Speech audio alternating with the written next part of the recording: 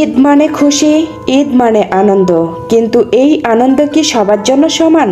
আমরা যখন লাখ টাকা খরচ করে ব্র্যান্ডের পোশাক, দামি জুতা আর বিলাসবহুল খাবারের আয়োজন করি, তখন একবার ভেবে দেখেছি কি পাশে সেই মানুষগুলোর কথা, যাদের কাছে নতুন জামা কেনা তো দূরের কথা, একবেলা খাবারও জোটে না।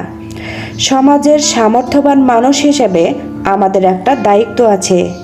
ঈদের আনন্দ শুধু নিজেদের মধ্যেই সীমাবদ্ধ না রেখে সেই অসহায় মানুষগুলোর মুখেও হাসি ফোটাতে হবে। হয়তো একটা নতুন জামা, ভালো খাবারের ব্যবস্থা বা সামান্য কিছু সাহায্য, এগুলোই তাদের ঈদের দিনটাকে বিশেষ করে তুলতে পারে। আমাদের উচিত অহেতুক অপচয় না করে সেই টাকা গরিবদের জন্য ব্যয় করা। যেসব বাবা মা ঈদের দিনে সন্তানকে নতুন জামা কিনে দিতে পারে না, তাদের পাশে দাঁড়ানোই হবে আসল মানবতা। ঈদের আনন্দ তখনই পূর্ণ হবে যখন আমাদের কারণে আরেকজন মানুষ হাসতে পারবে। অনেক সময় আমরা ঈদের কেনাকাটায় মাত্রা অতিরিক্ত অর্থ ব্যয় করি। হয়তো আমাদের দরকার এক সেট জামা, কিন্তু আমরা কিনে ফেলি 4-5 সেট। দামি পারফিউম, ব্র্যান্ডের ব্যাগ, শোরুম থেকে মহামূল্যবান পোশাক কিনতে গিয়ে হাজার হাজার টাকা ব্যয় করি। অথচ এই একই অর্থ যদি আমরা অসহায় শিশু, এতিম বা দরিদ্র পরিবারের জন্য ব্যয় করতাম, তাহলে হয়তো তাদের ঈদও আনন্দময় হতে পারত। ঈদ শুধু নিজের জন্য নয়, বরং সমাজের সবার জন্য খুশির বার্তা নিয়ে আসে।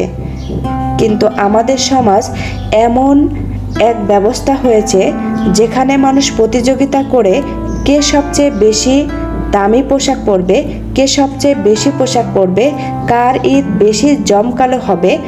অথচ ঈদের আসল সৌন্দর্য হলো পরস্পরের সঙ্গে আনন্দ ভাগ করে নেওয়া। আপনি যদি সত্যিকারের বড়লোক হয়ে থাকেন, তাহলে আপনার সম্পদের কিছু অংশ গরিবদের সাহায্য করতে ব্যবহার করুন। তাহলে আপনার অর্থের আসল মূল্য থাকবে। ইসলামে ঈদ শুধু আনন্দের উৎসব নয়, এটি দানেরও উৎসব। ঈদ উল ফিতরের আগে প্রত্যেক মুসলমানের জন্য ফিতরা দেওয়া বাধ্যতামূলক, যাতে সমাজের দারিদ্র মানুষরাও ঈদের আনন্দ উপভোগ করতে পারে। এছাড়াও জাকাত এমন একটি ব্যবস্থা যার মাধ্যমে ধনী ও দরিদ্রের মধ্যে একটি ভারসাম্য তৈরি হয়। জাকাত ও ফিতরা শুধু একটি আনুষ্ঠানিকতা নয়, বরং এর পিছনে রয়েছে মহান শিক্ষা। সমাজের ধনী ব্যক্তিরা যদি